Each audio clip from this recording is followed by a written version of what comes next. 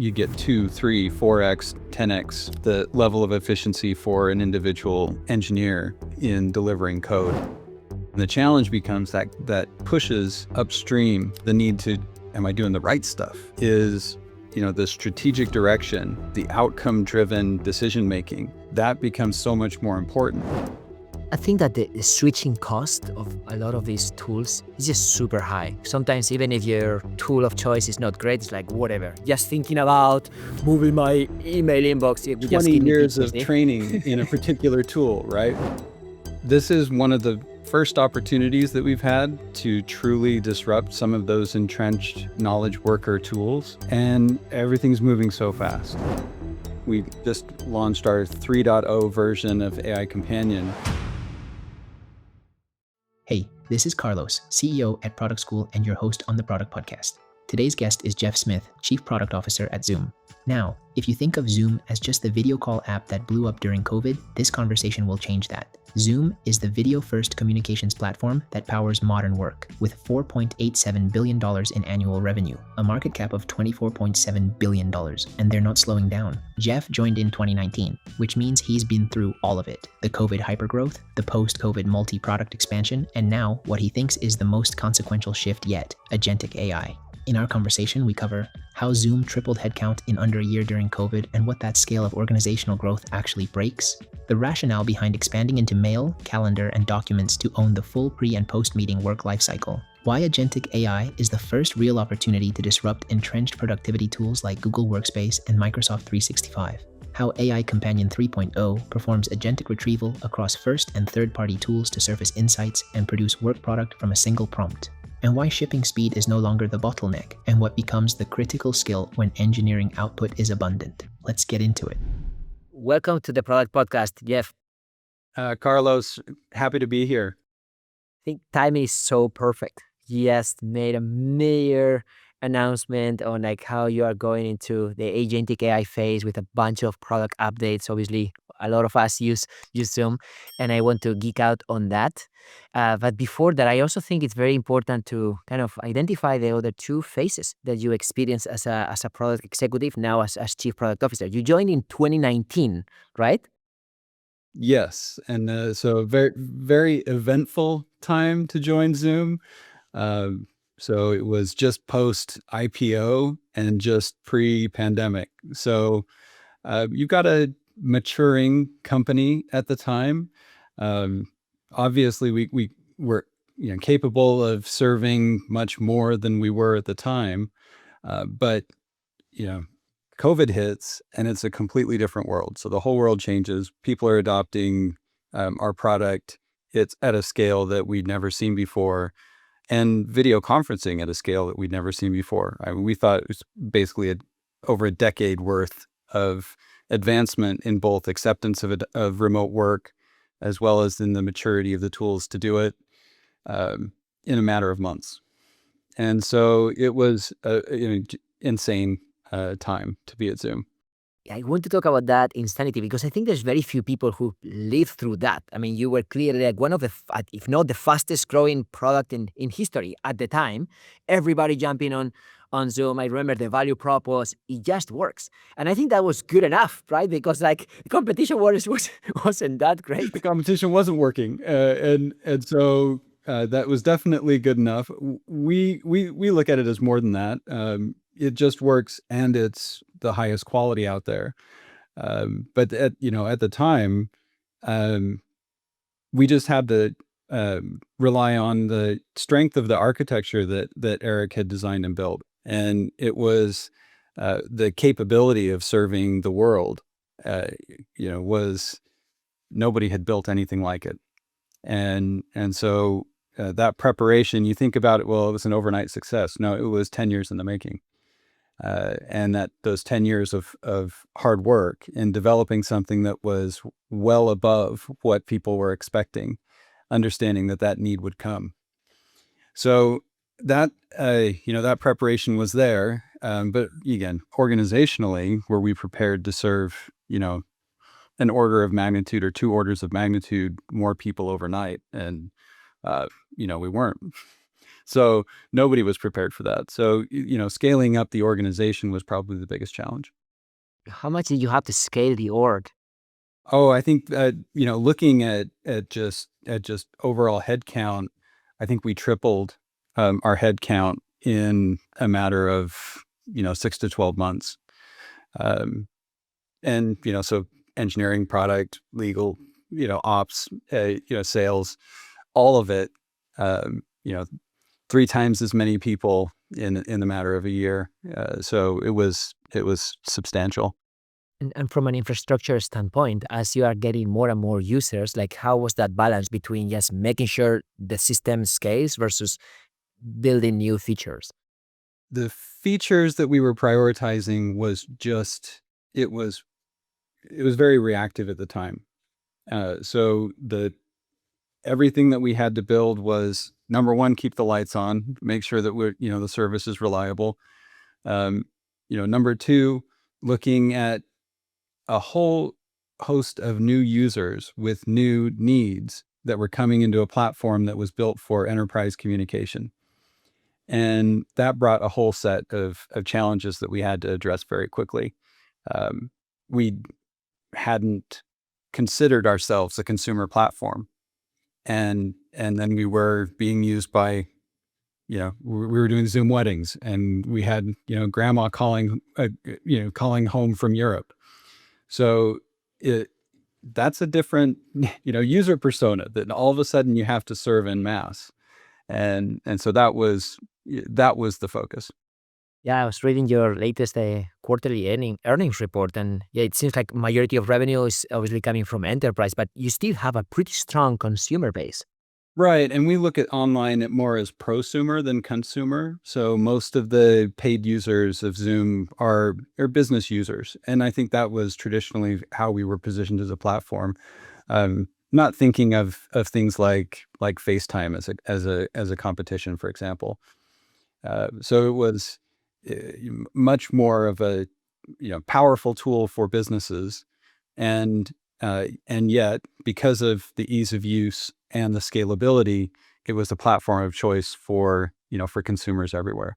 Yeah, and I think that takes me to the next phase, which I call post-COVID. Obviously, um, more and more people start going back to work. There's also more competition, like video calls is not the differentiator anymore, and you start going multi-product, right? See, you launch mail, calendar, whiteboard, even a marketplace. So tell me more about that rationale and how it impact the way you prioritized. No, sure. So when you look at meetings are an ephemeral moment, and it's one of those things where the real-time communication, um, you know, that differentiation in terms of the quality of the video itself, that core video quality, that can start to erode to some extent. And so what we were looking at is, well, you could continue to innovate along that vector, but that vector becomes less meaningful to users over time. And so what we have to look at is, what are the broader set of problems that users have around meetings? So I don't go to a meeting just to have a meeting. I go to a meeting to accomplish something. And accomplishing something is dependent on, how did I show up for that meeting? So the pre-meeting preparation. And it also has to do with, what do I do after that meeting? What is the work product that I'm expecting to produce as a result of the discussion that we're having? So that's where we just look at the extension of that. How do we solve problems for users in that pre and post meeting experience, so that we can facilitate the execution of their work? So that goes into, how much do we invest in the, calendaring, scheduling, coordination, um, pre-meeting, as well as the post-meeting. What document do you need to produce? Do you need to produce a spreadsheet or a slide deck? What is that end product that you need? And then what is the asynchronous coordination that you do between meetings? That's going to be your chat and your email. So for us to solve problems across that whole life cycle, then we have to expand the product line in terms of being able to have a surface that we control in each of those modalities. So as you start thinking about the competitive landscape and getting into the Google workspace or Microsoft territory, like what is that dynamic like? Like I can imagine there are users that might still adopt your entire platform, but there are also a lot of situations where you are kind of contributing a part of that while the user is still using other tools. That's right. And so for every product, you have a competitive landscape that has competitors that have different strengths and weaknesses. For us, we're coming into that competition with strength in the real-time delivery of the communications experience. And we have competitors that had a strength in their, say, productivity applications. And so really they were mostly strong in that post-meeting, this is the document of record. So for us, we take on our strengths and we say, is there a way that we can fit our strengths into theirs so that there's a smooth migration? And as well, for those that want to go all in, is there a differentiation that we can provide? So is there a way that we can deliver those outcomes in a different way that is going to be, again, a better outcome, higher business impact, shorter time? What can we do? We know that there's, got entrenched competitors in that space. And so the coexistence becomes more important. So what are we doing to integrate? What are we doing to streamline the workflows for users between our first-party products and third-party products? All of it becomes, how do you stay close to your customers and understand what their needs are and how can we deliver against those needs as quickly as possible? I think that the switching cost of a lot of these tools is just super high, right? Like sometimes even if your tool of choice is not great, it's like whatever. Just thinking about moving my email Got inbox, it would just 20 give me years of PTSD. training in a particular tool, right? And so the switching cost is ridiculous. And so for us, it's like, okay, I've got to offer something that has an order of magnitude higher value in order to overcome those switching costs. And at the same time, recognizing that not everybody's going to change. So that's where your coexistence strategy comes in. And how do I do, again, maintain my strength, be able to live within another ecosystem, and still add as much value as I can. Yeah, and I think that takes me to the next phase, like the current one, what I call the agentic AI phase or the future of work. Now it seems like there's another level of abstraction, like the agentic layer, where technically you don't even have to switch tools in order to access data and take actions in those tools. So I'm curious to know how you are playing in that space. Yeah, and I think that goes into some of the announcements that we recently made. This is one of the first opportunities that we've had to truly disrupt some of those entrenched knowledge worker tools, and it's because everything's moving so fast, and the tool or the visualization of data is becoming less and less important. What is important is, can I quickly take the data that I can access and create a new visualization? That visualization could be disposable. For example, I might have a lot of information that's contained in, let's say we've been meeting as a team for months, discussing different challenges, looking at competitors, synthesizing a bunch of information. The right visualization to create a persuasive document might be a slide deck. I could produce that in minutes, but that's disposable. I might need on another day, I might need a financial audience that I need to communicate with, and a spreadsheet with charts is going to be the right visualization for that data. So when we look at that, it becomes less and less important if you have the skills to format data, and it becomes more and more important if you have the skills to craft a strategy, to organize people, and to ask the right questions. So it's a substantial shift in what is the value that a knowledge worker is bringing to the table, and how do you execute on that? So it's complete disruption of the way that we work. Yeah, and so the way I'm actually experiencing it myself is I have a bunch of tools. I actually have a bunch of data, probably too much data. I have my chatbots recording the meeting and doing all that, which ultimately becomes a commodity, right? It's all there. But now where I need the value is on surfacing those insights fast, consolidating the information so I can get to a decision sooner. And the reality is that not all of that data lives in the same place. So curious to know how you are thinking about this to provide that layer that allows connections not only within your own products, but also data that might live outside.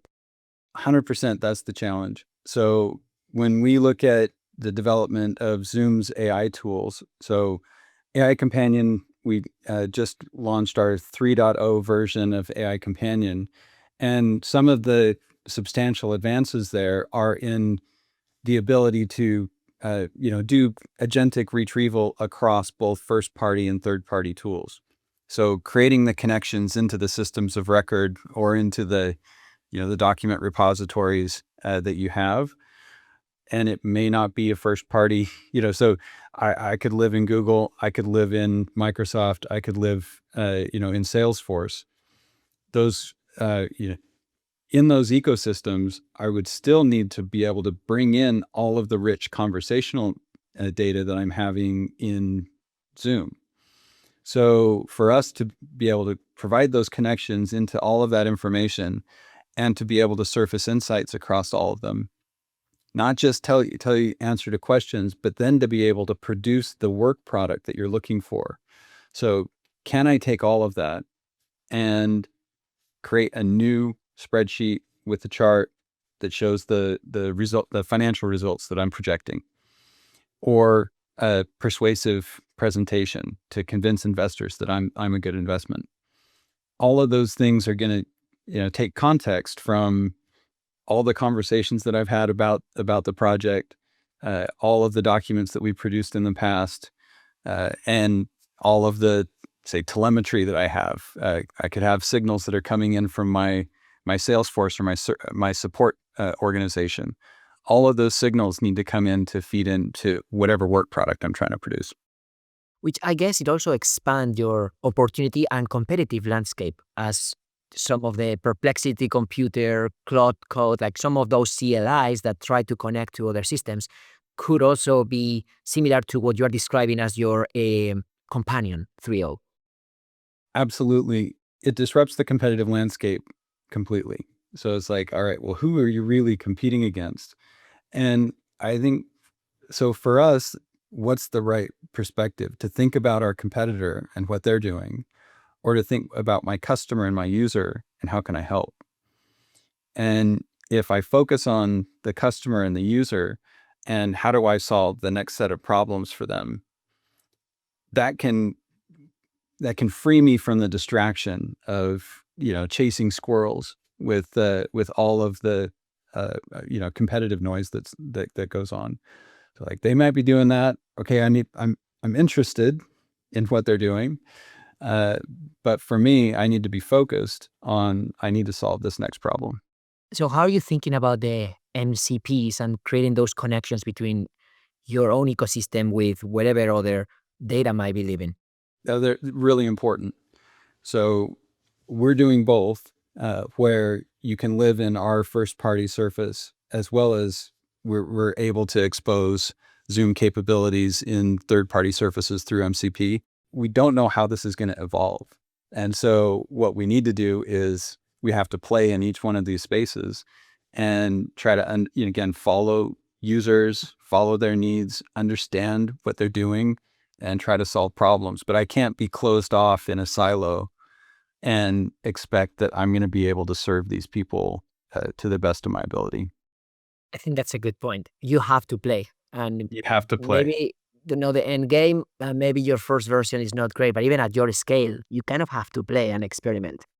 That's right. And because it's moving too fast, I can't plan, 6 months, 12 months ahead. We have to be experimenting. We have to be open and curious, and you got to throw ego out the door and just say, okay, I'm a newbie again. 25 years experience is irrelevant, and and I've got to go into the next phase of this as a curious learner. One of the things that I am experiencing in both internally as well as with the clients that we serve is this concept of the shared memory or the shared system. It seems like there's some people that are more advanced with AI than others, that they're able to create their own agents and do some great productivity hacks. But ultimately, that's not always translating to real business outcomes, and some people are feeling left behind. So as you think about that type of system that brings people along and provides the right context so you don't have to start from scratch, like how do you do that? So I think it goes back to one of the, again, you talked about one of our core values at Zoom of It Just Works.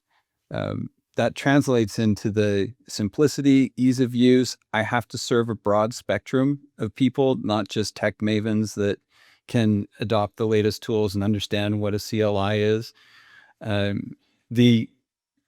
For us, we have to bring people along on a journey. And so that means at the same time exposing this powerful Swiss Army knife. It can do so many things and people will explore it. But at the same time, I've got to give a very specific, canned, easy to access user experience for people to demonstrate value, and that aren't as open to exploration.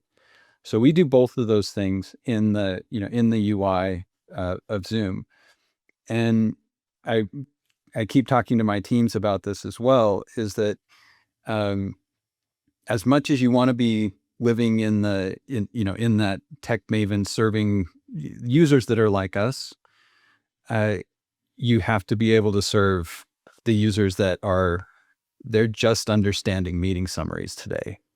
They're just getting to the point where they understand what AI can do in terms of synthesizing information. They have no idea what to do with agentic AI. And so for us, we have to take people on a journey to get there. And from a systems perspective, I think this is fascinating. I call it the messy middle because everybody wants to be more AI driven. Everybody's using some of the tools, but at the same time, like how do you go from personal productivity gains to actually business outcomes? And curious to know, like if there's any specific ways where you've seen your team kind of get on board. So it's not just an effort from the top or an effort from a few tech mavens, but actually people are already noticing some of those benefits. I think early on, we had measurable results in terms of coding efficiency. And that was, you get 2, 3, 4x, 10x the level of efficiency for an individual engineer in delivering code. And it was very easy to tie that to business outcome. For us, that meant, we double down on speed. We can do more stuff. And the challenge becomes that pushes upstream the the need to, am I doing the right stuff? Is, the strategic direction, the outcome driven decision making, that becomes so much more important. So what we've been doing on our teams is, okay, what are AI tools going to help us in our process so that we can feed this now abundant engine of engineering with the right set of tasks so that we're going in the right direction, we're serving our customers, and we're not producing this kind of spaghetti fractal product that nobody can interact with. So the specific areas that we look at, and we're seeing some really, really strong gains in research. So what does research look like in this era? What are the signals that I can easily access? Things like our product telemetry, our customer service insights, our everything from the feedback that we get. So customer sentiment. So each one of those things becomes now I can get very specific direction on what problems are important to solve in my customer base. So that becomes a thing that is almost completely automated at this point. Instead of doing months of research, you do a bunch of surveys, you do like all of those traditional methods become a waste of time. Then when you get into the actual product development cycle, we used to do spec writing in a silo by yourself, and then you would present it to your stakeholders. That becomes a very much waste of time. Instead, we bring our stakeholders in at the beginning. We have conversations about, what are the objectives, what are the problems to solve, what are the things to look out for, and we have AI Companion writing the spec on the back of that meeting, so you get deeper engagement with your stakeholders earlier, and you get honestly better specs that are written that are code ready. So if I'm looking at somebody that's writing code with AI, I have to have a spec that's code ready to go into that process. Even with the design process. So we have, like we talked about, connectors. So building connectors into our design tools with our design systems, with our content design guidelines. And all of that just becomes fed into a prototype automation machine.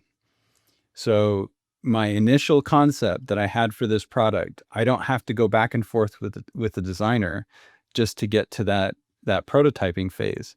That becomes something that is like completely automated. That becomes code ready. So I've got a code ready spec, I've got a code ready design, and now we can feed this abundant engine of engineering. It is so disruptive to the way that we have to operate in this way or we won't survive. And so everyone has to adopt this mentality or we won't be able to survive in the competition.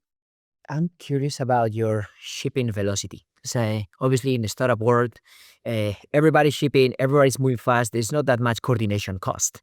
When you have a pretty large team with a pretty large user base, very curious about like how that actually translates into shipping faster for you.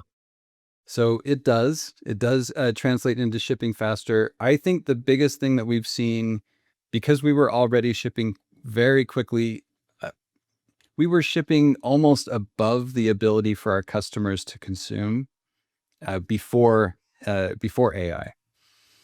And so our biggest challenges were around user education of, okay, you just saw this mountain of stuff that just came out. Here's how you use it. The challenge that we have, that what I'm seeing now is much higher quality because of those efficiencies. So we can get to a much more refined design. We spend a lot more time, on making it perfect before it goes out instead of ship and fix. And so our velocity will increase, and we'll be able to expand what we do.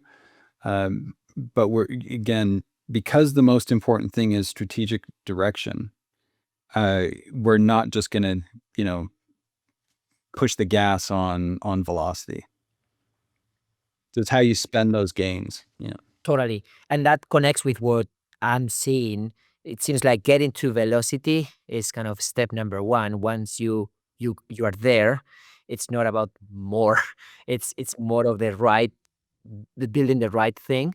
But you hear on social media everywhere people talking about, oh yeah, you have to build the right thing. Absolutely. But like a lot of them haven't really mastered the first step, which is also having the right engine to get from idea to reality faster. Right. And that's core to our DNA. So we've been doing that and since 2011 when Eric founded the company, it was based on we're going to build the efficiency into our DNA. So I don't think that has been our challenge. Again, our challenge has been in being able to communicate with users about the breadth of the capabilities that we've produced. and to be able to drive engagement with the broader that broader set of tools. AI has really been the motivation for people to engage with our broader platform, and we've seen substantial increases in the last year or two in that engagement. So yeah, really excited about this. Well, let's talk about engagement as well, because if you look at the public markets, there's this constant narrative around AI native companies versus SaaS companies that started before AI.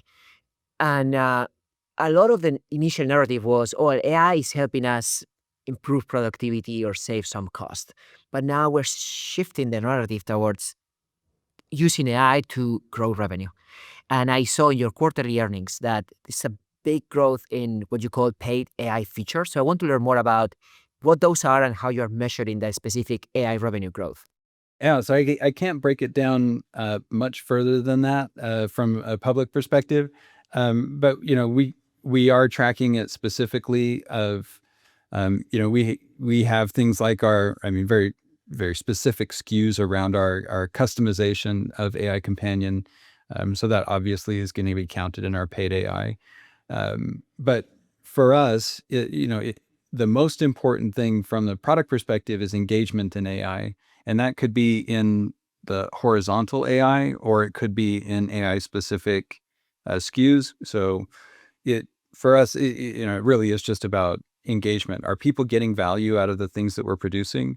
And are we able to drive a business outcome out of that? It could be a retention benefit. Could be something where user is going to be just connected with Zoom meetings because the AI tools that help them around the pre and post meeting experience, or it could be an upsell opportunity off of that as well. But yeah, can't get much more specific than that. And then let me ask about the engagement in a different way. I mean, I had on the podcast the CEO of an email tool called Superhuman, and one of their productivity metrics was a number of emails responded per day, and how AI is allowing you to do that much faster. Um, Curious to know in your case, because ultimately I don't think the goal is to have people do more meetings for the sake of it, as you said, right? So, how do you Exactly. measure the right engagement? It has been a challenge for us. So we do measure the kind of the traditional metrics around, active usage, and the frequency of use becomes important. But what's most important is that there are regular habits around particular activities. And then specifically when it comes to AI, it is about the depth of the value received. So if I'm a regular user of Zoom AI and I have AI Companion summarize all my meetings, for example, that is high frequency but low engagement. It's an automated process. It runs in the background. I may or may not engage with that with that asset after the fact.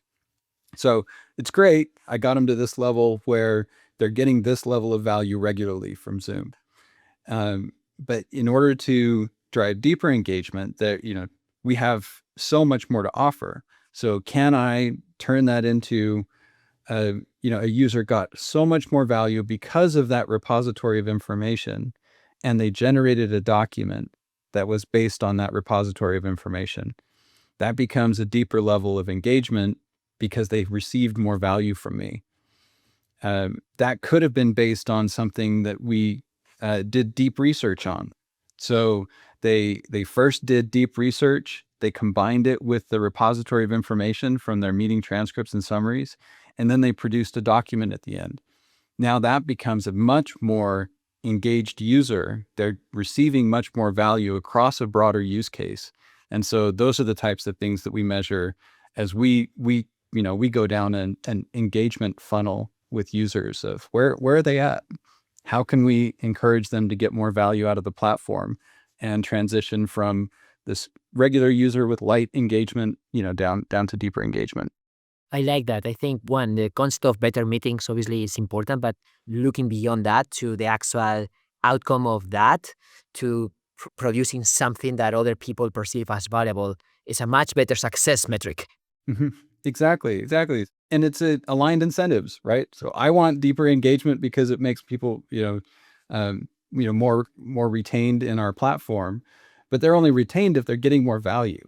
So that's I like that, where it's not something that I'm extracting. It's a partnership between us and our users. But Jeff, thank you for giving us a masterclass and a sneak peek on the future of work. I really hope this episode becomes so obsolete so fast, because that means that most people are actually adopting these new capabilities. Well, appreciate the time, Carlos. It's been a blast. Thanks.